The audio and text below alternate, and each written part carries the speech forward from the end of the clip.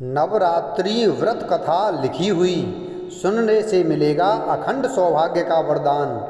धार्मिक कथाओं के अनुसार एक बार बृहस्पति जी ने ब्रह्मा जी से सवाल किया कि चैत्र व आश्विन मास के शुक्ल पक्ष में नवरात्र का व्रत और उत्सव क्यों किया जाता है, इस व्रत का क्या फल है, इसे किस प्रकार करना उचित है, पहले इस व्रत को किसने किया। बृहस्पति जी के इस सवाल के जवाब में ब्रह्मा जी ने कहा, हे बृहस्पति, प्राणियों के हित की इच्छा से तुमने बहुत अच्छा प्रश्न किया है। दरअसल जो मनुष्य मनोरथ पूर्ण करने वाली दुर्गा, महादेव, सूर्य और नारायण का ध्यान करते हैं वे मनुष्य धन्य हैं। यह नवरात्र व्रत संपूर्ण कामनाओं को पूर्ण करने वाला है। इसके करने से पुत्र की कामना वाले को पुत्र, धन की लालसा वाले को धन, विद्या की चाहना वाले को विद्या और सुख की इच्छा वाले को सुख मिलता है। इस व्रत को करने से रोगी मनुष्य का रोग दूर हो जाता है, मनुष्य की संपूर्ण विपत्तियां दूर हो जाती हैं और घर में समृद्धि की वृद्धि होती है। बंध्या को पुत्र प्राप्त होता है, समस्त पापों से छुटकारा मिल जाता है और मन का मनोरथ सिद्ध हो जाता है। ब्रह्मा जी के अनुसार जो मनुष्य इस नवरात्र व्रत को नहीं करता वह अनेक दुखों को भोगता है और कष्ट व रोग से पीड़ित हो अंगहीनता को प्राप्त होता है। उसके संतान नहीं होती और वह धन धान्य से रहित हो भूख और प्यास से व्याकुल घूमता फिरता है तथा संज्ञाहीन हो जाता है। जो सधवा स्त्री इस व्रत को नहीं करती वह पति सुख से वंचित हो नाना दुखों को भोगती है। यदि व्रत करने वाला मनुष्य सारे दिन का उपवास न कर सके तो एक समय भोजन करे और 10 दिन बांधवों सहित नवरात्र व्रत की कथा का श्रवण करे। हे बृहस्पति, जिसने पहले इस महाव्रत को किया है वह कथा मैं तुम्हें सुनाता हूँ, तुम सावधान होकर सुनो।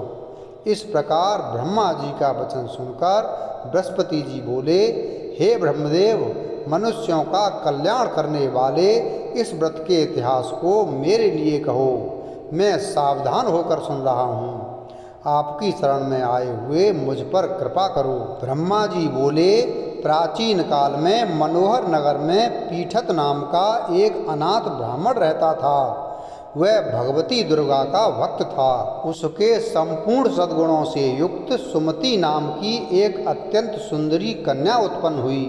वह कन्या सुमति अपने पिता के घर बाल्यकाल में अपनी सहेलियों के साथ क्रीड़ा करती हुई इस प्रकार बढ़ने लगी जैसे शुक्ल पक्ष में चंद्रमा की कला बढ़ती है। उसका पिता प्रतिदिन जब माँ दुर्गा की पूजा कर होम किया करता वह उस समय नियम से वहाँ उपस्थित रहती। एक दिन सुमति अपनी सखियों के साथ खेल में लग गई और भगवती के पूजन में उपस्थित नहीं हुई। उसके पिता को पुत्री की ऐसी असावधानी देखकर क्रोध आया और वह पुत्री से कहने लगा, अरे दुष्ट पुत्री, आज तूने भगवती का पूजन नहीं किया, इस कारण मैं किसी कुष्ठ रोगी या दरिद्र मनुष्य के साथ तेरा विवाह करूँगा। पिता का ऐसा वचन सुन सुमति को बड़ा दुख हुआ और पिता से कहने लगी, हे पिता, मैं आपकी कन्या हूँ तथा सब तरह से आपके अधीन हूँ। जैसी आपकी इच्छा हो वैसा ही करो। राजा से, कुष्ठी से, दरिद्र से अथवा जिसके साथ चाहो मेरा विवाह कर दो, पर होगा वही जो मेरे भाग्य में लिखा है। मेरा तो अटल विश्वास है, जो जैसा कर्म करता है उसको कर्मों के अनुसार वैसा ही फल प्राप्त होता है, क्योंकि कर्म करना मनुष्य के अधीन है पर फल देना ईश्वर के अधीन है। जैसे अग्नि में पड़ने से तृणादि उसको अधिक प्रदीप्त कर देते हैं, इस प्रकार कन्या के निर्भयता से कहे हुए वचन सुन उस ब्राह्मण ने क्रोधित हो अपनी कन्या का विवाह एक कुष्ठी के साथ कर दिया और अत्यंत क्रोधित हो पुत्री से कहने लगा, हे पुत्री, अपने कर्म का फल भोगो, देखें भाग्य के भरोसे रहकर क्या करती हो। पिता के ऐसे कटु वचनों को सुन सुमति मन में विचार करने लगी, अहो मेरा बड़ा दुर्भाग्य है जिससे मुझे ऐसा पति मिला। इस तरह अपने दुख का विचार करती हुई वह कन्या अपने पति के साथ वन में चली गई और डरावने कुशायुक्त उस निर्जन वन में उन्होंने वह रात बड़े कष्ट से व्यतीत की। उस गरीब बालिका की ऐसी दशा देख देवी भगवती ने पूर्व पुण्य के प्रभाव से प्रकट हो सुमति से कहा, हे दीन ब्राह्मणी, मैं तुझसे प्रसन्न हूँ, तुम जो चाहो सो वर मांग सकती हो। भगवती दुर्गा का यह वचन सुन ब्राह्मणी ने कहा, आप कौन हैं, वह सब मुझसे कहो। ब्राह्मणी का ऐसा वचन सुन देवी ने कहा कि मैं आदिशक्ति भगवती हूँ और मैं ही ब्रह्म विद्या व सरस्वती हूँ। प्रसन्न होने पर मैं प्राणियों का दुख दूर कर उनको सुख प्रदान करती हूँ। हे ब्राह्मणी, मैं तुझ पर तेरे पूर्व जन्म के पुण्य के प्रभाव से प्रसन्न हूँ। तुम्हारे पूर्व जन्म का वृतांत सुनाती हूँ, सुनो। तू पूर्व जन्म में निषाद भील की स्त्री थी और अति पतिव्रता थी। एक दिन तेरे पति निषाद ने चोरी की। चोरी करने के कारण तुम दोनों को सिपाहियों ने पकड़ लिया और ले जाकर जेल खाने में कैद कर दिया। उन लोगों ने तुझको और तेरे पति को भोजन भी नहीं दिया। इस प्रकार नवरात्र के दिनों में तुमने न तो कुछ खाया और न जल ही पिया। इस प्रकार 9 दिन तक नवरात्र का व्रत हो गया। हे ब्राह्मणी, उन दिनों में जो व्रत हुआ, इस व्रत के प्रभाव से प्रसन्न होकर मैं तुझे मनोवांछित वर देती हूँ। तुम्हारी जो इच्छा हो सो मांगो। इस प्रकार दुर्गा के वचन सुन ब्राह्मणी बोली, अगर आप मुझ पर प्रसन्न हैं तो हे दुर्गे, मैं आपको प्रणाम करती हूँ। कृपा करके मेरे पति का कोढ़ दूर करो। देवी ने कहा, उन दिनों तुमने जो व्रत किया था उस व्रत का 1 दिन का पुण्य पति का कोढ़ दूर करने के लिए अर्पण करो। उस पुण्य के प्रभाव से तेरा पति कोढ़ से मुक्त हो जाएगा। ब्रह्मा जी बोले। इस प्रकार देवी के वचन सुन वह ब्राह्मणी बहुत प्रसन्न हुई और पति को निरोग करने की इच्छा से जब उसने तथास्तु ऐसा वचन कहा, तब उसके पति का शरीर भगवती दुर्गा की कृपा से कुष्ठ रोग से रहित हो अति कांतिवान हो गया। वह ब्राह्मणी पति की मनोहर देह को देख देवी की स्तुति करने लगी।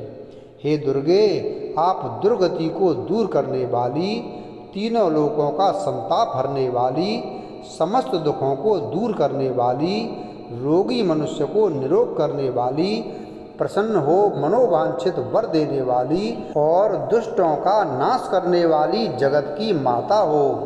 हे अम्बे, मुझ निरपराध अबला को मेरे पिता ने कुष्ठी मनुष्य के साथ विवाह कर घर से निकाल दिया। पिता से तिरस्कृत निर्जन वन में विचर रही हूँ। आपने मेरा इस विपदा से उद्धार किया है। हे देवी, आपको प्रणाम करती हूँ, मेरी रक्षा करो।